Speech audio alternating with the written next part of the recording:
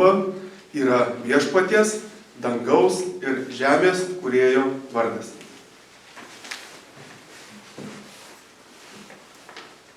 Girkite viešpatį, girkite viešpaties vardą, girkite jūs viešpatės tarnai, kurie stovite jo namuose, mūsų Dievo namų kiemuose. Girkite jį, nes viešpats geras, giedokite gyrių jo vardui, nes jis mielas. Šiais žodžiais pradedame šios viešpaties dienos pamaldas. Vardant Dievo, šventoje trejybėje vieno, Tėvo, Sūnaus ir Šventosios Dvasios. Amen. Ir prašau pasiruošti ir giedokime 134 psalmę. 1, 2, 3 stulpelis.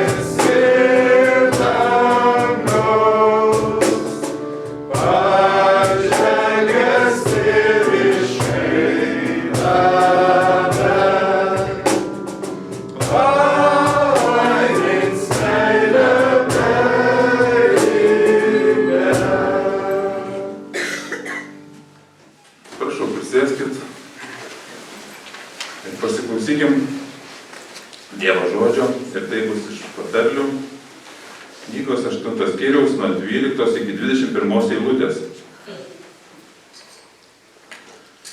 Aš išmintis gyvenu su protingumu, atrandu pažinimą bei nuovokumą.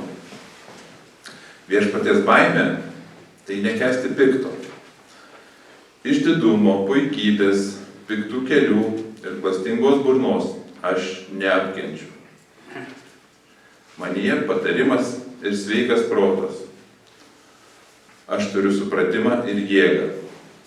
Manimi karaliai karaliauja ir kunigaikščiai leidžia įstatymus. Manimi kunigaikščiai kilmingieji ir teisėjai valdo kraštą. Aš myliu tuos, kurie mane myli. Kas anksti manęs ieško, suras mane. Aš turiu turtų ir garbę, išliekančių turtų ir teisumą. Mano vaisius yra brangesnis už gryną auksą. Pelno iš manęs daugiau negu iš rinktinio sidabro.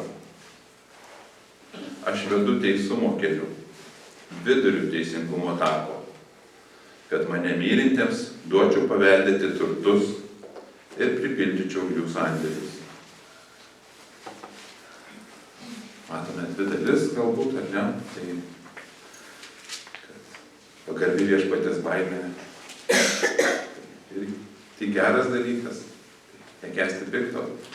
Bet taip pat yra kita dalis. Aš myliu tuos, kurie myli. Tai ir mylėkime, ir prisibijokime viešpaties pagarbiai. Prašau noriu pakviesti jūs atsistoti atgailos maldai.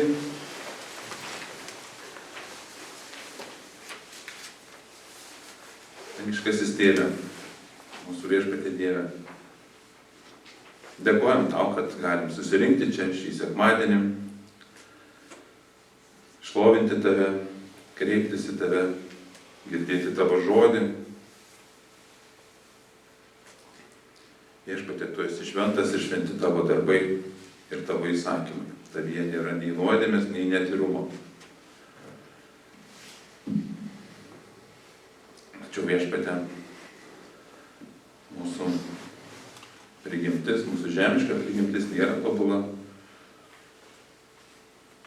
Ir mes pamirštame ir tavo baimę, kartais pamirštame, kad žmonės, jei nemato, kad tu, Viešpatie, viską matai. Ir matai ne tik mūsų veiksmus, girdi ne tik mūsų žodžius, bet ir matai mūsų mintis, ir matai mūsų širdį, iš kur kyla mūsų troškimai. Viešpatie, taip pat ir nusidedam tau, pamirštami tave ir nemylėdami tavęs. Nemylėdami savo artimo ir per tai rodydami tavo meilę. Viešpatie, su nuolankiom širdim ateinam, prašydami atleisti už mūsų mintis, už mūsų žodžius ir už mūsų darbus, kurie netinkami tau. Ir žinome, kad vien tik savo jėgomis nepajėgtume gyventi tau patinkančio gyvenimo. Todėl, Viešpatie Dieve, dėkojame už Jėzaus Kristaus auką, per kurią tu mus vėl priėmė į savo artumą. Ir ne tik dėl mūsų nuolankumo, bet ir dėl Jėzaus Kristaus aukos. Jo vardu, Jėzaus Kristaus vardu, prašome atleisti mums. Amen. Prašau, giedokime 293 giesmę, 1, 2 ir 4 posmelius.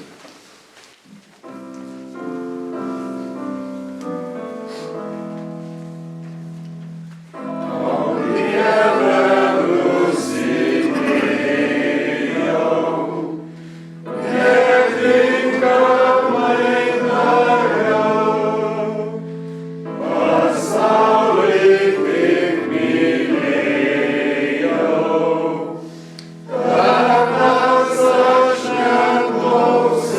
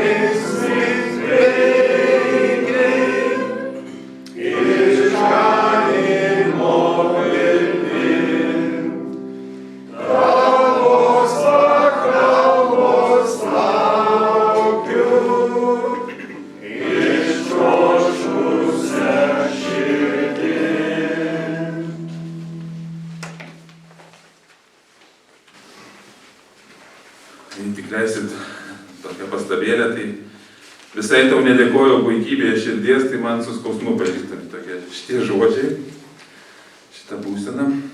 Tai po atgailos ateina Viešpaties malonės žodis mums. Ir paklausykime iš Luko Evangelijos 24 skyriaus nuo 45 iki 48 eilutės. Tada jis atvėrė jiems protą, kad jie suprastų raštus ir pasakė, parašyta, kad Kristus kentės trečią dieną prisikels iš numirusiųjų. Ir pradedant nuo Jeruzalės, jo vardu visoms tautoms bus skelbiama atgaila ir nuodėmių atleidimas. Jūs esate šių dalykų liudytojai. Taigi, tebūna pašlovintas Dievas už gailestingumą mums nusidėjėliams, jog atleidžia mūsų nuodėmes per tikėjimą į Jėzų Kristų. Amen. Amen.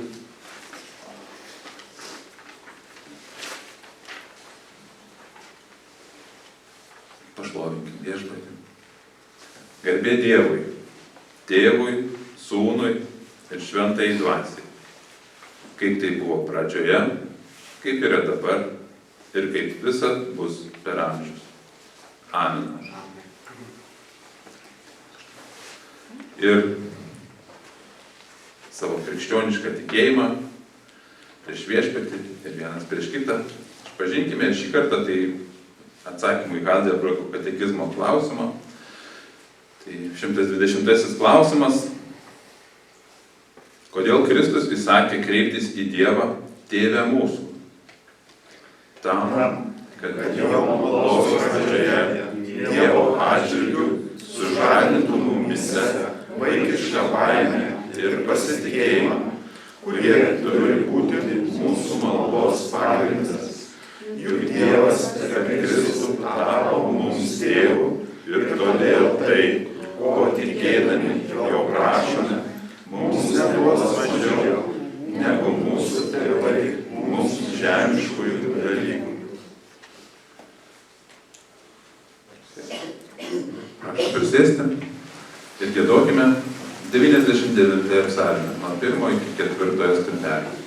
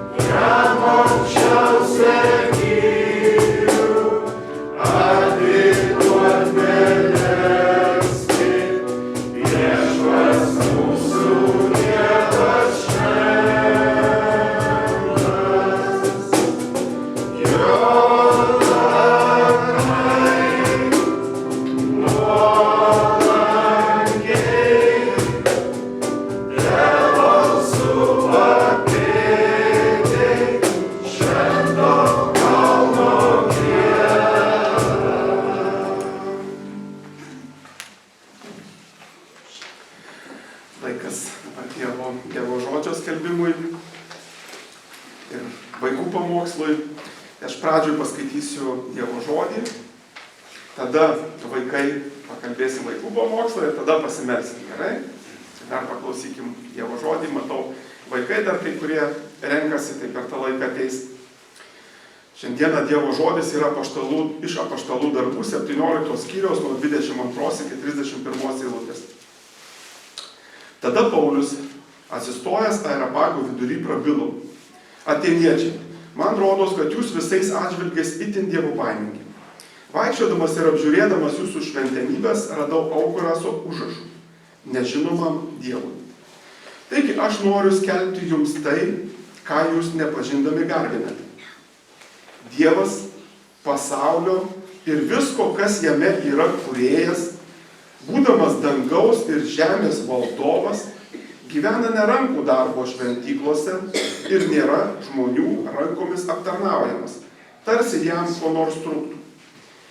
Jis juk pats visiems duoda gyvybę ir alsavimą ir visa kita. Iš vienos šaknies jis išvedė visą žmonių giminę, kuri gyvena visoje žemėje. Tai jis nustatė aprieštus laikus ir apsigyvenimo ribas, kad žmonės ieškotų Dievo ir darytų apčiuopomis jį rastų. Nes jis visiškai netoli nuo kiekvieno iš mūsų. Juk mes jame gyvename, judame ir esame. Kaip yra pasakę kai kurie jūsų poetai. Mes esame iš jo giminės. Todėl, būdami dieviškos giminės, neturime manyti, jog dievybė panaši į auksą, sidabrą, akmenį ar į meno ar žmogaus minties kūrinius. Ir štai Dievas nebepaiso anų neišmanymo laikų, bet dabar nurodo žmonėms, jog visiems visur reikia atsiversti. Jis nustatė dieną, kada teisingai teis visą pasaulį per vieną žmogų, kurį tam paskyrė, ir visiems už jį laidavo, prikeldamas jį iš numirusių. Tai yra Dievo žodis. Amen. Pakviesiu ateiti vaikus.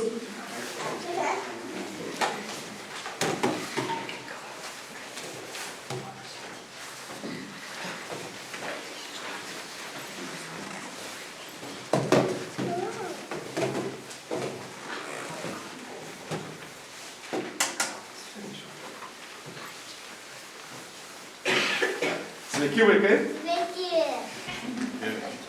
Labai džiaugiuosi, kad jūs atvykot. Jau buvau išsigandęs, kad neatvyksit ir vaikų pamokslo nebus, bet jūs atvykot, dėl to džiaugiuosi. Labai paprastas klausimas, vaikai. Kas čia yra? Telefonas. Taip, netgi modelį pasakė. Kaip manot, iš kur jis atsirado? Iš parduotuvės, taip, iš parduotuvės. O parduotuvė iš kur atsirado? Pastatė. Pastatė kažkas parduotuvėje, taip. Dar vieną dalyką pažiūrėsim, kas yra čia. Kompiuteris. Kompiuteris čia yra. Kaip manot, iš kur jis atsirado? Ir, taip. Ir parduotuvė iš kur atsirado? Pastatė. Pastatė, o prieš tai iš kur atsirado? Nežinot. Kaip manot kiti?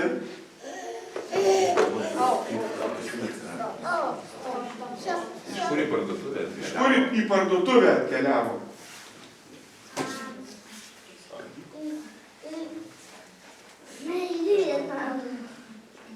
Ką Mantutė galvoja? Pastatė, taip, taip. Bet prieš tai, kai jis atsirado į parduotuvę, kažkas turėjo jį fabrike pagaminti. Ar sutinkate? Taip. Jo, žinokite, mes skaitėm ilgą skaitinį, jums viską atsiminti yra sunku, bet vieną ką skaitėm, kad Dievas yra kūrėjas. Tai atsiminkite, kad Dievas, kuris mums atėjo ir apsireiškė per savo sūnų Jėzų Kristų, yra visa ko kūrėjas. Ir čia žmonės turi skirtingas nuomonės. Netikintys mano, kad, pajuokausiu, šitas kompiuteris atsirado savaime. Ar galėjo tai būti, kad jis taip savaime atsiranda kompiuteris?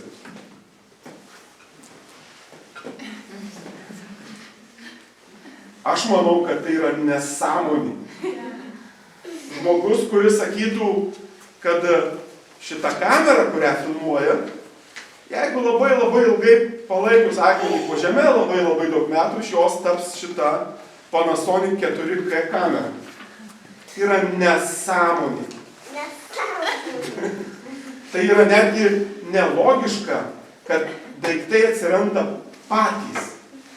Jeigu tokį sudėtingą daiktą kaip kamera turėjo sukurti žmogus ir turėjo daug galvoti prie to, tai tuo labiau Dievas mūsų sukūrė irgi. Tai kalba, kad yra kūrėjas, kuris sukūrė mus. Jeigu esame mes, jo kūriniai, tai reiškia, yra ir kūrėjas. Tai visada, kada ryte paliesite savo nosį, prisiminkite, kad šitą nosį sukūrė kūrėjas. Ji neatsirado iš beždžionės, neįsivystė, ar iš kito gyvūno. Ją sukūrė, mūsų kūrė Dievas. Atsiminsite tai? Tai tada pakviesiu atsistoti, pasimelsti, kad mes visada pasimintume, kad Dievas yra kūrėjas. Viešpatie Dieve, dėkojam tau už šitą laiką, kada bus skelbiamas Dievo žodis.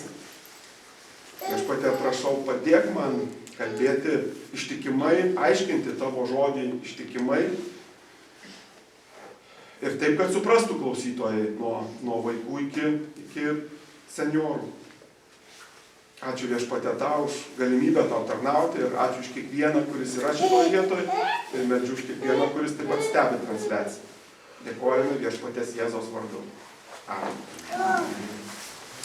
Galite prisėsti.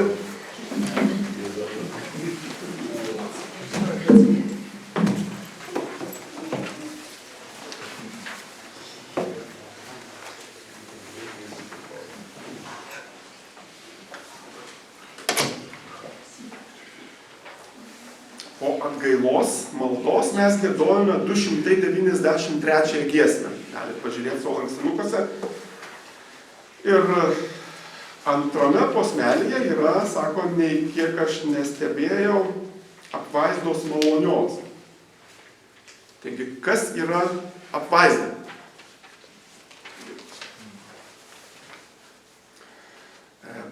Aš išduosiu dar tokią prieš atsakydamas, kad mes kartu su kunigu Franku turim tokią mažą svajonę turėti ateityje ne tik sekmadienio pamokslus, bet taip pat ir suaugusių sekmadieninę mokyklą, kur galėtume mokytis taip pat ir katekizmo, ir ne tik mokytis, bet prisiminti.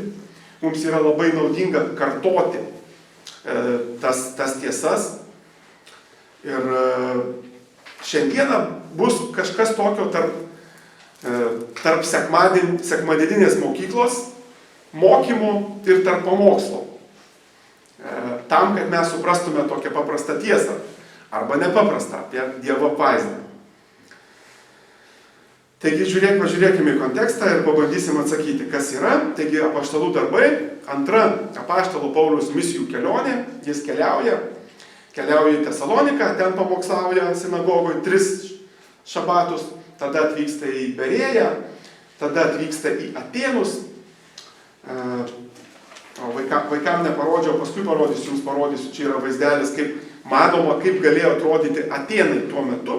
Apaštalas Paulius ateina į Aeropagą. Aero reiškia kalva, pagas reiškia karo dievas. Arba kitas dar vardas jau Marsas. Tai, žodžiu, galima sakyti, pagoniškos šventyklos aplinkoje, visai šalia. Aplinkui mato daug stabų, daug statulų, kad žmonės garbina. Ir prieš tai sakoma, kad Paulius netveria pykčių, jis yra sujaudintas, matydamas aplinkui daug stabų. Ir jeigu mes būsime sąžiningi, mes sutiksime, kad tie stabai dabar vidiniai yra nematomi, arba kas yra tie stabai? Stabai yra tai, ką mes garbiname, arba tai, kas mums svarbu, arba tai, ką mes lenkiamės, galbūt ne išoriškai, bet viduje tai, kas mums iš tikrųjų yra svarbu ir ką mes garbiname. Ir tuo metu garbino Dzeusą, kitus dievus. Dabar mes Dzeuso turbūt nieks negarbina čia, tačiau svarbu yra, kaip pranašas Jeremija sako, prakeiktas žmogus, kuris pasitikė savo stiprybę. Žmonės linkę pasitikėti savimi, arba savo pinigais, arba savo gale, arba net ir valstybę, arba net ir savo tarnystę, arba kažkuo kitu, bet ne Dievu. Ir tokiam kontekste mes matom, kad apaštalas Paulius pamokslauja. Pamokslauja filosofom, jie buvo įpratę klausyti daug tokių, nesakyčiau pamokslų, bet daug tokių diskusijų. Ir apaštalas Paulius dalinasi, kas yra Evangelija. Neseniai teko žiūrėti dokumentinį filmą apie vieną žinomą mūsų visuomenės veikėją, jis vadinasi Ruplėnai, kiek talpina moters širdis. Ir ten to vyro žmona dalinosi skausmu, tikrų skausmu, mane palėtė tas skausmas, kaip ji išgyvena netikėtai netekusi vyro ir netrukus neteko tėvų ir netrukus neteko sūnaus. Viskas nutiko per metus laiko. Bet vyro neteko tiesiog vieną vakarą visai netikėtai, kuris nesirgo. Ir po to kitas žinomas visuomenės veikėjas, Edmundas Jakilaitis, aš jį pacituosiu, prisimena tą staigią mirtį ir sako: mes atostogavom kartu su draugų šeimomis ir su Gintaru Jordanijoje. Paskutinė atostogų diena buvo nuostabi ir mistiškai išskirtinė. Aš iki dabar galvoju, kodėl Gintaras, būdamas puikios sveikatos, per paskutinę vakarienę pasakė atsisveikinimo tostą. Esu užtikrintas, jog jam tiesiog mediciniškai sustojo širdis. Nors aš tikrai nesu fatalistas, bet iki šiol negaliu suprasti, kodėl Gintaras pats to nežinodamas su mumis atsisveikino. Ir aš pradėjau galvoti, kaip žmonės mąsto. Ir matom, kad žmonės mąsto, kad arba yra fatalistinis toks požiūris, kad viskas yra nulemta, ir kitas požiūris yra, kad tiesiog mediciniškai sustojo širdis. Tiesiog. Ir toks mąstymo būdas. Tačiau kur šitame mąstyme yra Dievas? Jo nėra. Žmonės ir mes tame tarpe dažnai linkę išmesti Dievą iš savo kasdienybės ir iš savo mąstymo. Nemąstom, kad mūsų gyvenime šią savaitę dalyvavo Dievas. Ar jis dalyvavo? Ar jis rūpinosi mumis? Dar pasakysiu sunkiau, ar jis valdė mūsų gyvenimą? Karalius Dovydas 103 psalmė 19 eilutėje sako: viešpats danguje pasistatė savo sostą, jo karališka valdžia valdo viską. Kitas lietuviškas vertimas sako: karališka valdžia valdo visatą. Tai ar Dievas valdo viską? Šiandien daug klausimų girdėsime. Šitoj skaitinį yra labai daug visko, dėl to aš išrinkau tik kai kuriuos dalykus, visus mes juos nespėsim, bet keletą dalykų aptarsim. Taigi pirmas dalykas iš Apaštalų darbų 17 skyriaus 24 eilutė, sakoma, kad Dievas pasaulio ir visko, kas jame yra, kūrėjas. Dangaus ir žemės valdovas. Matom, kūrėjas ir valdovas. Abu dalykai. Ir tai yra labai svarbi reformatų, arba kitaip tariant, reformuotos teologijos gija, arba esminė žinia, ką mes skelbėmės, arba kuo mūsų konfesija skiriasi nuo kitų krikščionių. Mums labai svarbu tai, kad Dievas pirmą mūsų kūrė ir antrą sukūręs mūsų nepaliko ir valdo toliau. Ir piktasis dažnai atakuoja arba bando iškreipti tą teologiją tam, kad sakytų, kažin ar Dievas viską sukūrė. Ir tada įneša kažkokį, labai panašiai kaip jūs net pradžios 3 skyriui. Ar tikrai Dievas liepia? Įneša abejonę. Taip ir čia. Jeigu velnias sugebės apgauti, kad Dievas nėra kūrėjas, tai jam labai lengva paneigti ir antrą, kad jis yra valdantis mūsų gyvenimus toliau. Nes jeigu jis nesukūrė, nėra logikos, jis nesukūrė, mes atsiradom savaime ir jis mus valdo. Kaip ir nenuoseklu. Bet jeigu jis mus sukūrė, tai arba jis mus paliko sukūręs, arba jis mus nepaliko. Ką šiandien ir toliau pasiaiškinsime.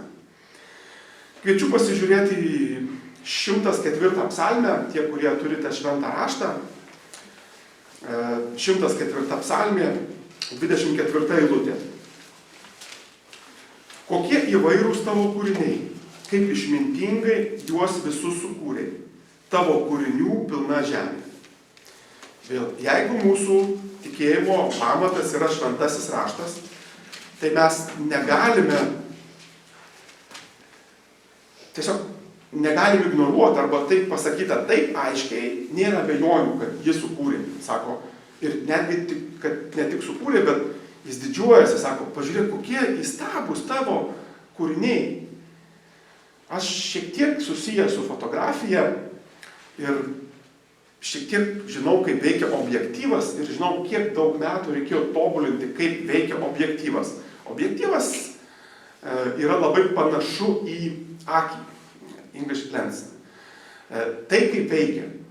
Ir akis labai gerai veikia, aš galiu greitai čia sufokusuoti, aš galiu greitai čia, aš galiu matyti plačiai, aš galiu žiūrėti čia, nes tai sujungta su mano mąstymu. Ir tai Dievas sukūrė nuostabiai, labai išmintingai, labai gudriai, kaip tai veikia.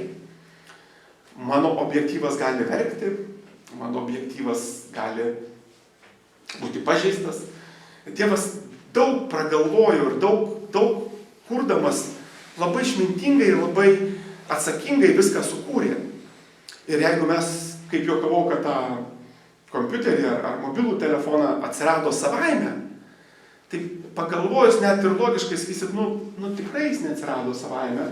Kažkas turėjo labai daug sugalvoti ir sukurti. Ir net ir prieš 20 metų, jeigu jūs prisimenat mobilų telefoną, jie buvo gerokai mažiau tobuli ir gerokai mažiau funkcionalūs. Ir mes dabar jau pradedam didžiuoti savimi, kiek daug galim sukurti. Bet Dievas, mes neįsivaizduojam, jeigu mes prisidėsim prie kosmoso, prie atstumų, prie galaktikų, kiek jis ten visko daug pagalvojo. Jeigu leisimės į mikro, į atomus, į ląstelės, į kaip jos veikia, kaip statosi, kokios medžiagos reikia ląstelėm, kaip tada vėl į visatą, kiek daug viskas sukūrė. Ir čia sako, kaip Dieve, tu viską išmintingai sukūrė. 19-20 eilutė šitos pačios 104 psalmės sako, tu padarei mėnulį mėnesiam žymėti, o saulė žino, kada jį nusileisti, tu siunti tamsą ir ateina naktis.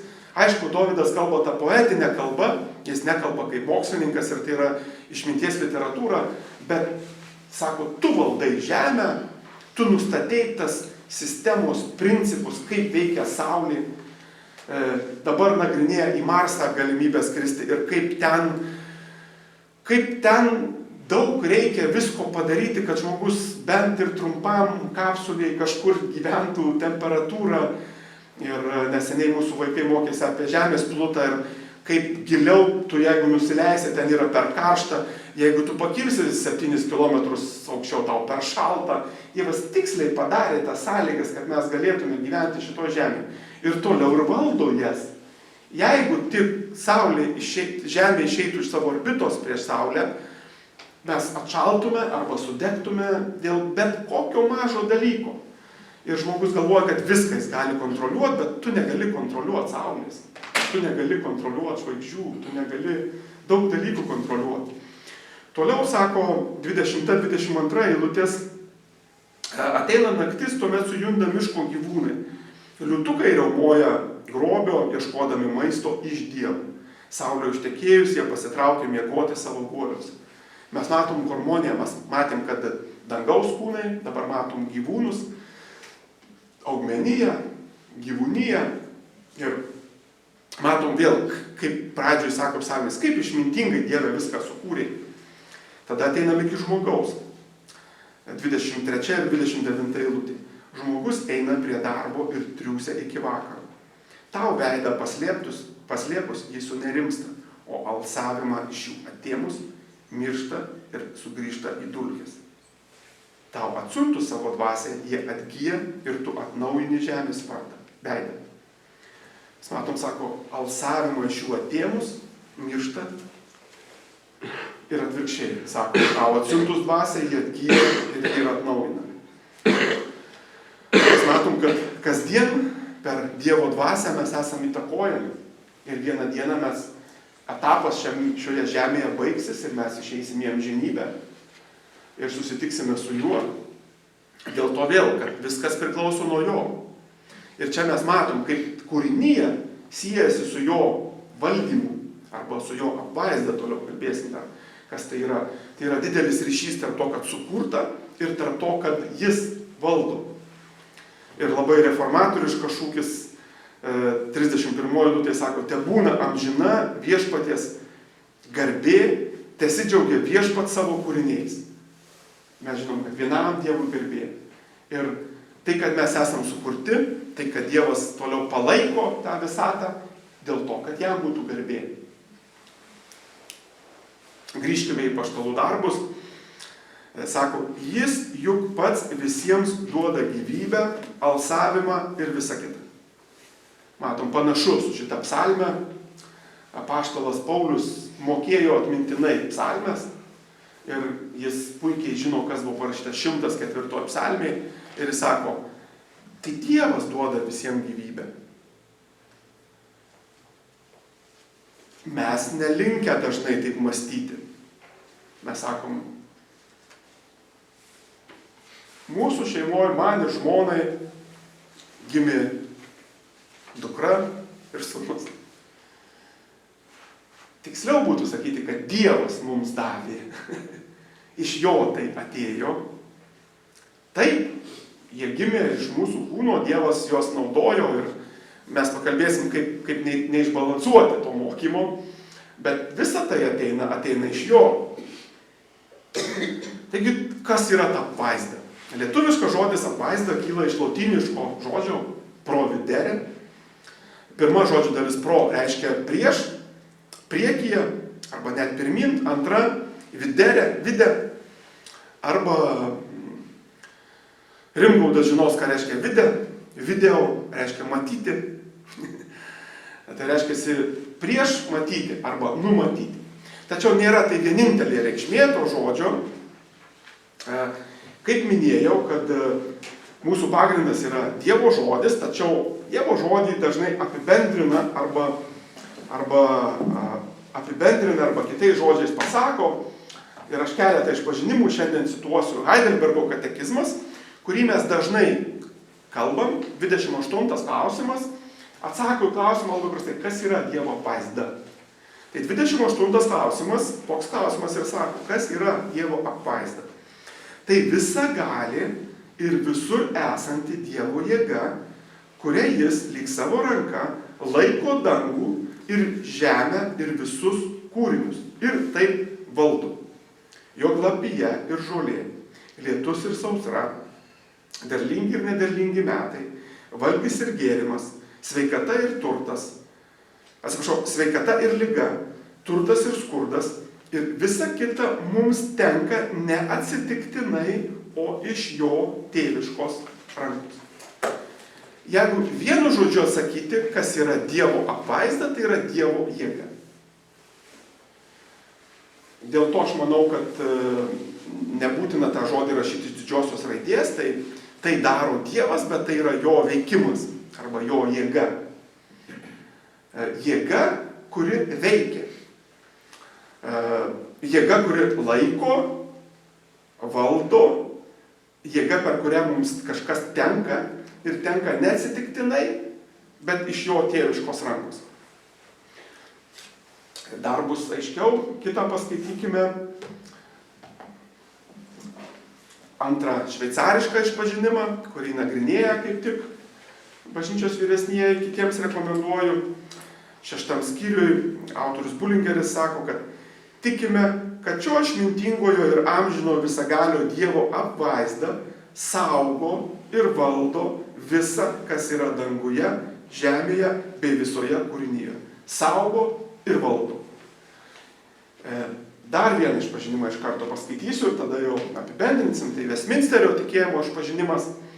Ir jame 5 skyriuje sako: Dievas sukūręs viską ir palaiko. Jis nukreipia, rūpinasi, valdo visus kūrinius, veiksmus ir reiškinius. Nuo didžiausių iki mažiausių. Tobulai ir išmintinga ir šventa savo apvaizdą pagal neklystamą išankstinį numatymą ir laisvą bei nekeičiamą savo valios nutarimą. Vestminsterio formulavo visą grupę teologų, dirbo keletą metų, kad suformuluotų, kartais jis nėra labai lengvas, arba sakinių struktūra yra ilgesnė, tai mažesnė, pažiūrėkim. Dievas viską sukūrė, sako, atsimenant, kalbant apie apvaizdą labai svarbu sukūrimas. Dievas viską sukūręs, nepaliko, sako, visko, bet toliau viską nukreipia, rūpinasi ir valdo. Tai šitie 3 mūsų išpažinimai, ir dar vėliau pažiūrėsim vieną, tai parodo, šiek tiek formuluoja arba apibrėžia, kas yra Dievo apvaizda. Grįžkim vėl į apaštalų darbus ir sako ten, tai jis nustatė aprieštus laikus ir apsigyvenimo ribas. Ir ten kontekstas net yra apie tautas. Ir ypač dabar, kai vyksta aplinkų tiek neramių dalykų. Ir tų dalykų, kurie mums galbūt nepatinka, arba mes nežinom, kodėl tai vyksta ir kodėl tai vyksta, sako, tai jis nubrėžė ribas, apsigyvenimo ribas, nubrėžė laikus tiek asmenims, tiek tautoms. Ir pagalvokime, o kas tada yra priešinga Dievo apvaizdai, arba kas yra priešas, kaip mąsto priešingai, kas yra Dievo apvaizda. Švietimo epochoje 18-19 amžiui atsirado tokia, kaip sakyti, judėjimas arba mąstymo būdas, vadinamas deizmas. Deistai paprastai teigia, jog Dievas sukūręs visatą apsiribojo nuo savo kūrinio ir į tolimesnę jos raidą nebesikiša. Todėl toks filosofijos būdas atmeta stebuklus, atmeta kažkokį paaiškinimą, pagrindus tiek Biblijos, tiek kitų šventų knygų. Taigi, švietimo epochoje Dievo vietą užima žmogus.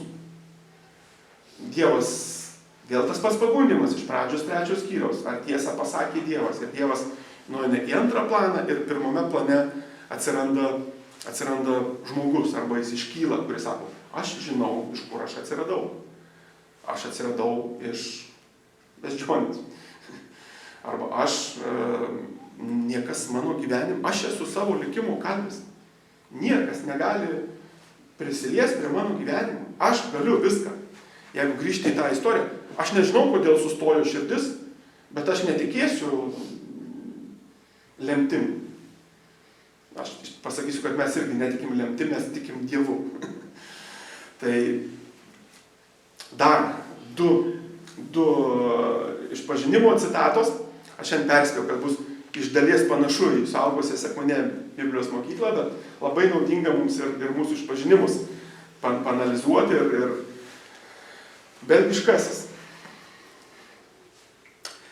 Sako, mes tikime, kad viską sukūręs šis gerasis Dievas nepaliko savo kūrinių likimo valiai, bet veda juos ir valdo savo šventąją valią taip, kad šiame pasaulyje niekas nevyksta be jos skrupulingo sutvarkymo. Vėl, Dievas sukūręs nepaliko. Tai sako, jis visiškai paneigė deizmo idėją, nes deizmo, kad Dievas yra, mes nežinom, koks jis yra, bet jis tikrai nesikiša į mūsų gyvenimą. Taip deizmas mąsto. Belgiškas išpažinimas sako, jis mūsų sukūrė ir mūsų nepaliko. Ir ne tik nepaliko, bet veda ir valdo. Ir viskas, tiksliau, sako, niekas nevyksta. Ir jau jaučiu, kaip truputį pradeda garuot mums galva, sakom, tai kas čia yra, žinai. Ar tikrai taip yra, žinai, bet dėl to aš remiuosi ir šventu raštu, ir išpažinimais, ne savo kažkokiu išmintim. Na ir dar paskutinis iš mūsų antro šveicariško išpažinimo, sako, 6 skyriui 4 dalis, juk Dievas, kuris viskam paskyrė savo pabaigą, taip pat nustatė ir pradžią bei priemonės, kuriomis pasiekiamas tikslas. Todėl mes neniekiname priemonių, kuriomis veikia dieviškoji apvaizda ir nelaikome jų nereikalingomis.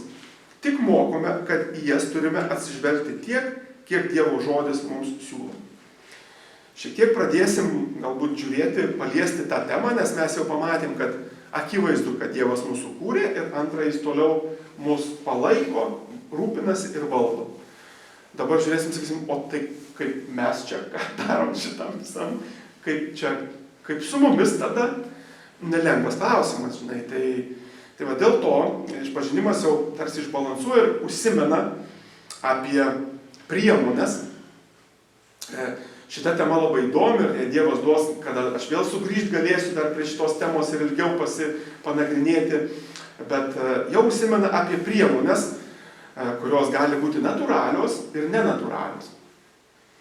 Ir aš planuoju kitą penktadienį turėti, tiksliau bus daroma operacija ir ją darys medikai, patyrę medikai ir darys natūraliom priemonėm. Mes melsimės ir prašysiu jūsų, kad Dievas palaimintų medikus, chirurgus, kurie tai darys su skalpeliu, su natūraliom priemonėm, ne antgamtiškai. Ar Dievas gali išgydyti antgamtiškai? Gali, bet Dievas veikia abiem būdais. Tiek gamtiškai, tiek antgamtiškai.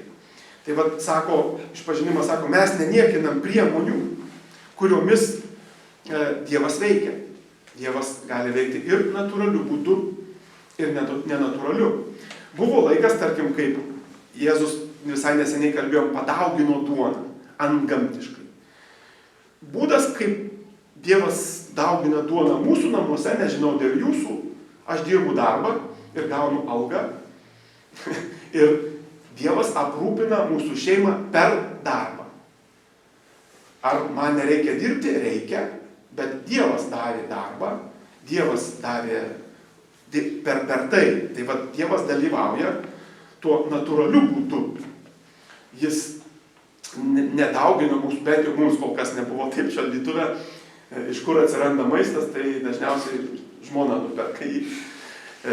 Bet mes už jį dėkojam, sakom, ačiū Dieve tau šitą maistą, nes tikim, kad tu mums davėjai tuos žemdirbius, kurie užaugino šitus javus, šitas melžėjas, kurios pameldžia karvę, tu sukūrė karvę, kuri duoda pieno.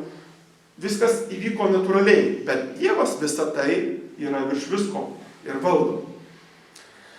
Grįžkime vėl į apaštalų darbus. 4 toks punktas, sakom, juk mes jame gyvename, judame ir esame. Na, vėl dar mums sunkėja tarsi tie klausimai ir sakom, kaip taip gali būti. Kaip mes esam jame, kaip mes jame gyvenam, kaip mes judame, tai mes savarankiški, viską sprendžiantys asmenys, ar Dievo valdomi kažkokie robotai. Vienas reformuotos teologijos autorius Pink rašo, sako, jis apibendrina tą sunkų klausimą, prie kurio aš tik prisiliečiu šiandien, sako, neginčiami yra 2 dalykai.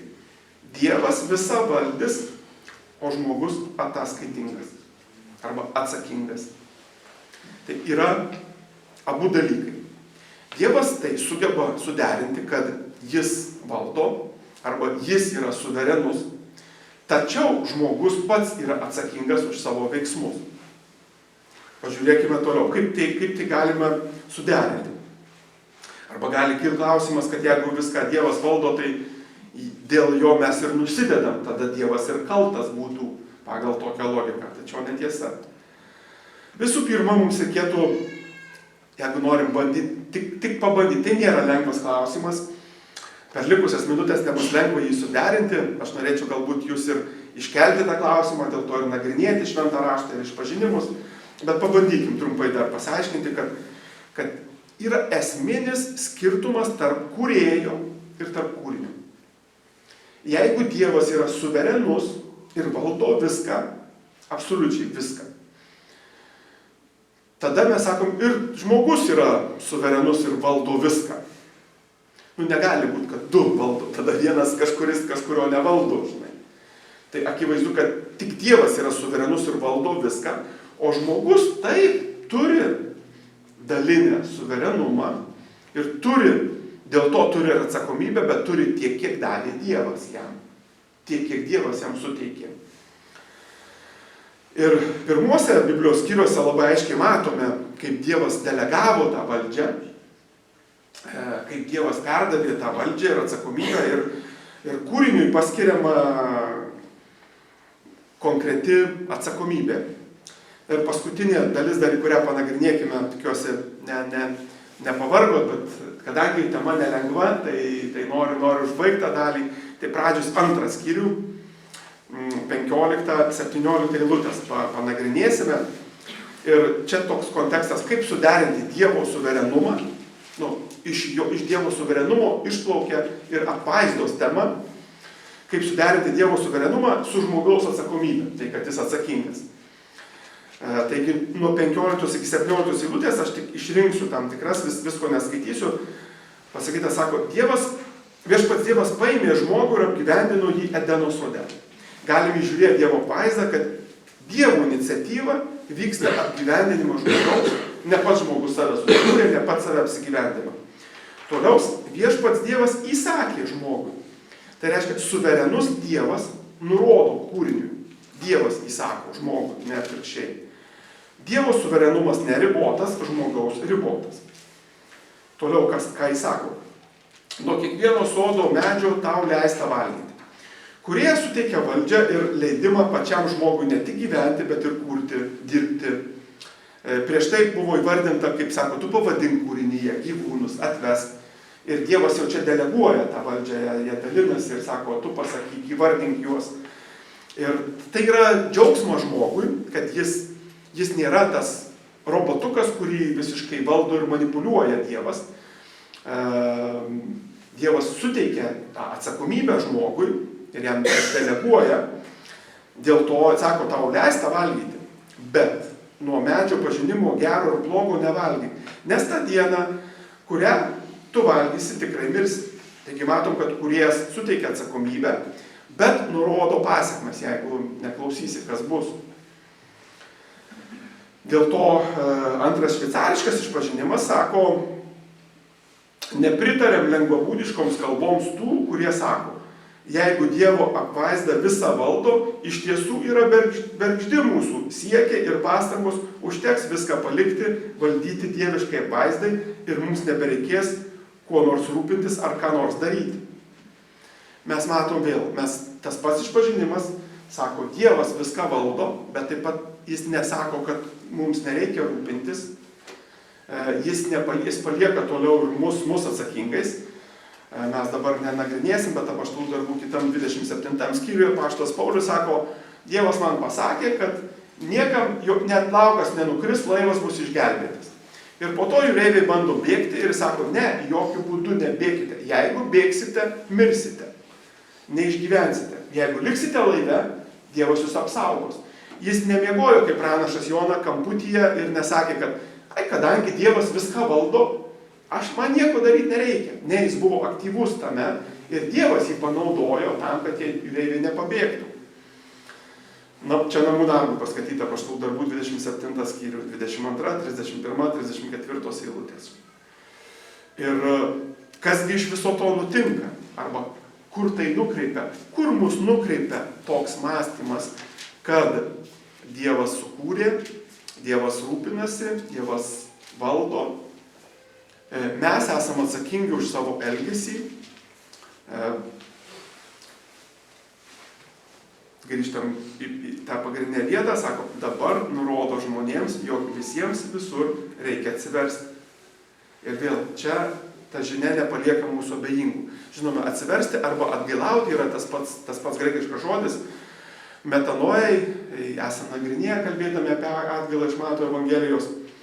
Ir sako, dabar visiems atgailauti. Ir atgailauti yra pakeisti mąstymą arba pakeisti požiūrį, visiškai mąstei vienaip, mąstei, kad tu gali viską. Dabar keiti mąstymą, kad nuo Dievo priklauso, taip, mes meldžiamės, mes prašom jo valios, mes pasitikim juo, mes darom darbus, mes vykdome, tačiau viskas priklauso nuo jo, ar jis tai duoda, ar jis tai teikia.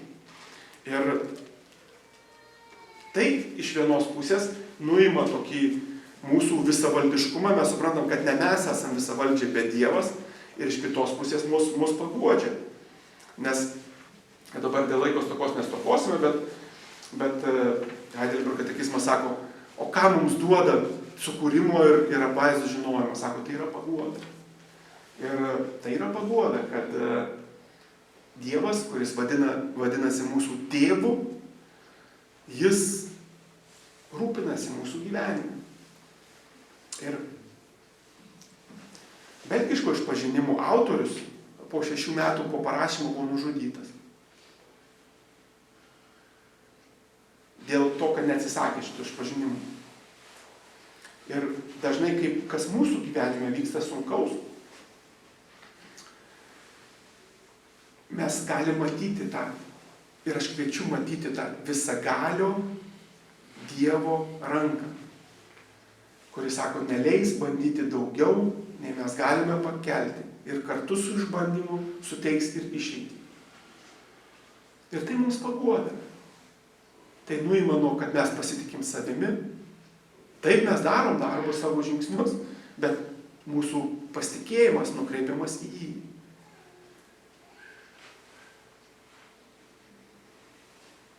Pakviesiu atsistoti maldai. Mums Viešpatie, ačiū už tavo žodį, kur tu mokai, leidi mus save pažinti tiek, kiek tu apreiški mums. Dėkojame ir už reformatų išpažinimus, kurie atnaujino, paryškino Dievo suverenumo ir jo apvaizdos doktrinas.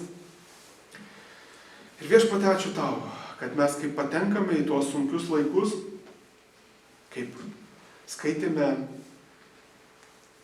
išpažinime, kai nutinka kažkas, ko mes nenorime, kai, sako, lietus ir sausra, derlingi ir nederlingi metai, kai turime valgio ir neturime, kai turime sveikatos, sveikata ir liga, turtas ir skurdas. Tačiau Viešpatie, padėk mums matyti tavo tėvišką ranką. Kad kaip išpažinime pasakyta, kad mums nieko nenutinka atsitiktinai, o tik mūsų maloningojo, dangiškojo tėvo potvarkio.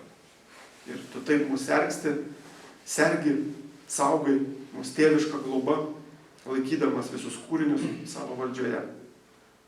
Dėl to Viešpatie vienam tau tebūna garbė. Amen. Kviesiu toliau giedoti 259 giesmę, 1-4 posmelius.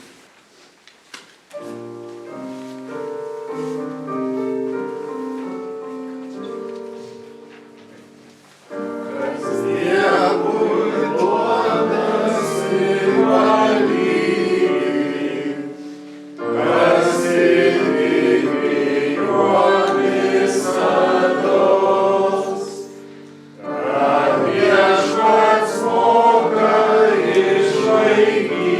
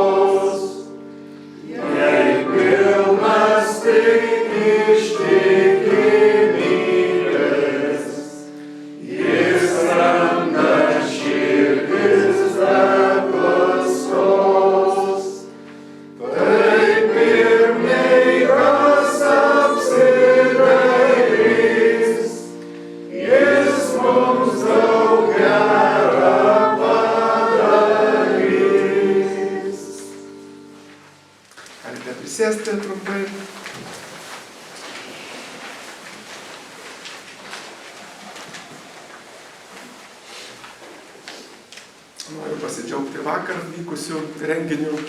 Pats negalėjau dalyvauti, bet mačiau nuotraukas ir piešimo laiką ir džiugu, kad galime turėti skirtingus formatus nuo šokių iki tapybos, iki žaidimų, iki kitokio laiko ir kartu studijuoti ir Dievo žodį ir kartu bendrauti, kaip ir bendrystė yra, kaip tuose apaštalų darbuose pačiuose skaitome, kad jie laikėsi duonos laužimo, bendrystės ir maldų. Taigi ta bendrystė yra labai smagu. Taigi ačiū Džordžui, Ainai, Emiliui, Frankui, kurie organizavo, kurie darė. Taigi esate mums pavyzdys ir džiaugiamės.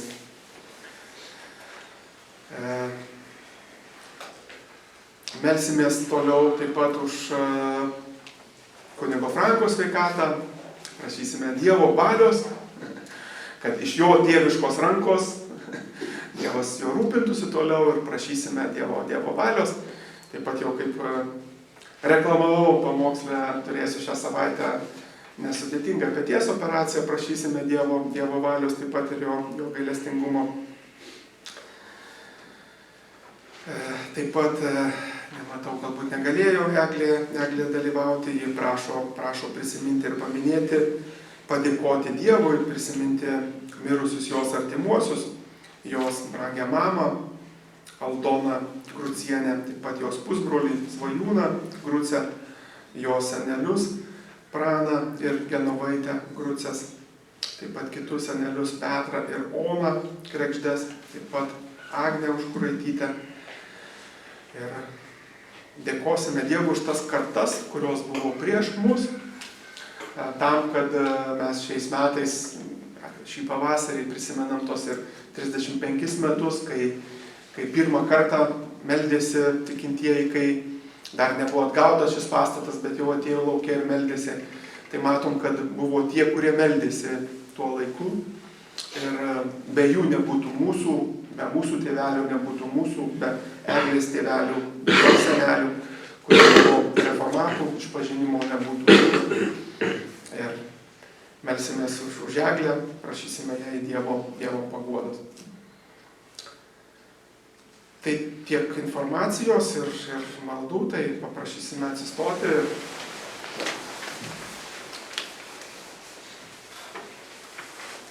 Viešpatie Dieve, dėkojame Tau už tai, ką Tu darai, per savo apvaizdą, savo jėgą. Dėkojame Viešpatie, kad Tu esi visavaldantis, visagalis Dievas. Taip pat dėkoju, kad ir mums davė atsakomybės veikti ir patikėjai, kad mes esame atsakingi už tai. Viešpatie, padėk apmastyti šitą žodį, kurį girdėjome, toliau gilintis į jį, suprasti daugiau, pažinti Tave, nors pažįstame labai nedaug, Viešpatie. Viešpatie, meldžiu už kiekvieną, kuris galbūt susiduria su tais nederlingais metais, arba su skausmu, arba su ligom, arba su nepriteklium, arba su sunkiais kažkokiais klausimais. Meldžiu už kunigą Franką, už jo sveikatą. Pasitikim, Viešpatie, Tavimi, Tavo gerumu, Tavo rūpesčiu, kad Tu neduosi bandyti daugiau, nei mes galime pakelti. Ir meldžiame, Viešpatie, Tavo valios, Tavo jėgų, kad jis galėtų išsimiegoti, pailsėti, kad jo sveikata po operacijos atsistatytų. Ir dėkojame Dievui už tai, kad jis siuntė tarnauti mus. Jau beveik 10 metų, kaip jie kartu su Emily ir Frank tarnauja. Ačiū Viešpatie už tos žmonės, kurie aukoja jų tarnystėj. Ir dėkojame už tai, kad jie remia ir rems toliau mūsų Kauno parapijos tarnystę, Kauno misiją. Ačiū Viešpatie taip pat už mano būsimą operaciją. Dėkoju už tą galimybę tokiu būdu, kad rūpinėsi tiek manimi, tiek kitais. Meldžiamės už medikus, kurie tai atliks. Ir visą tai priimu, Viešpatie, iš Tavo rankų dėkodamas Tau. Viešpatie, dėkojam Tau už visus, kurie tarnauja prisidėdami už vakarykštį renginį. Dėkojame už Džordžą, Ainą, Emilį, Franką. Dėkojame už Biblijos studijos grupelės, kurios vyksta, kad galime pažinti tave, gilintis į tavo žodį. Viešpatie, meldžiamės taip pat pagal Eglės prašymą prisiminti maldoje ir padėkoti už ankstesnes kartas, už tuos, kurie buvo anksčiau, už jos mamą Aldoną Grucienę, jos pusbrolį Svajūną Grucę, jos senelius Praną ir Genovaitę Grucės, taip pat kitus senelius Petrą ir Oną Kregždes, taip pat Agnę Užkuraitytę. Viešpatie, ačiū tau už tas kartas, kurios buvo prieš mus. Ir ačiū, kad jie liko ištikimi tavo žodžiui, liko ištikimi reformatų išpažinimui. Dėl to, Viešpatie, tu tęsi šį darbą, Dieve, tai tavo bažnyčia, tai tavo žmonės. Ir dėkojame tau ir meldžiame paguodos Eglei. Viešpatie, meldžiamės dėl tų politinių įvykių, kurie vyksta, meldžiamės dėl karo, prašydami, Dieve, kad tu pasigailėtum. Dieve, tu esi teisingas, tu teisingai nubausi atsakingų žmonės už karą. Dieve, meldžiamės, kad tu paguostum ukrainiečius, jų širdis ir taip pat, kad jie pažintų tave, vienintelį tikrąjį Dievą. Dėkojame, Viešpatie, už mūsų valstybės vadovus, Respublikos prezidentą, ministrą, pirmininką, Seimo narius, mūsų Kauno miesto ir rajono merus, tarybas. Prašome jiems išminties, priimant sprendimus. Net jei ir tie kažkurie sprendimai mums nepatinka, bet Viešpatie, mes meldžiamės ir dėkojam už juos. Dieve, juos taip pat valdai ir per savo vaizdą ir nulemi. Net ir kažkurie sprendimai, kokie ir mums net ir nepatinka. Viešpatie, ir visus kitus mūsų maldos žodžius sudedami į tą maldą, kurią tu pats išmokai. Dieve mūsų, kuris esi danguje, teesie šventas tavo vardas, teateinie tavo karalystė, teesie tavo valia, kaip danguje, taip ir žemėje. Kasdienės mūsų duonos duok mums šiandien ir atleisk mums mūsų kaltes, kaip ir mes atleidžiame savo kaltininkams. Ir nevesk mūsų į pagundą, bet gelbėk mus nuo pikto, nes tavo yra karalystė ir galybė ir garbė per amžius. Amen. Dabar laikas garbinti Dievą aukomis. Šią savaitę matėte mūsų parapijos Facebook'e žinutę apie pastato atstatymą, kuris vyksta. Ten buvo kvietimas maratonui ilgam laikui prisijungti. Aš raginčiau apgalvoti ramiai, kokią sumą galite skirti. Čia labiau yra ne vieną kartą paaukoti ir pamiršti, kadangi atstatymas vyks 10 ar net ir daugiau metų. Dėl to atsakingai įsipareigoti tiek, kiek galime ir atskirti tą sumą kiekvieną mėnesį ir pagal galimybės aukoti ir taip Dievo atnešti garbę. Taigi dabar pagarbinsim Dievo aukomis surinkdami jas ir giedosime 165 giesmę 1, 2, 4 posmelius.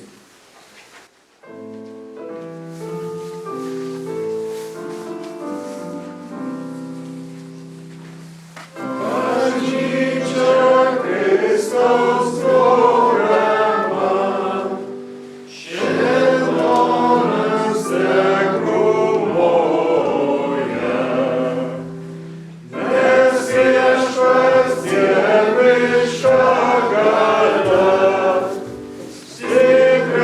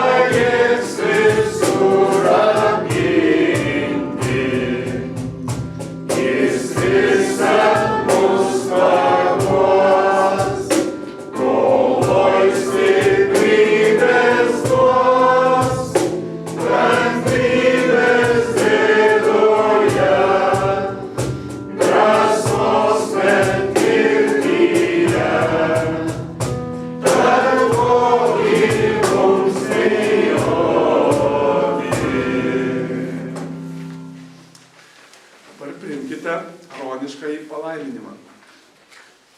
Viešpats Dievas te laimina ir te saugoja tave. Viešpats te nušviečia tave savo veidu ir te sie tau maloningas. Viešpats te pažvelgia į tave gailestingai ir te suteikia tau savo ramybę. Amen.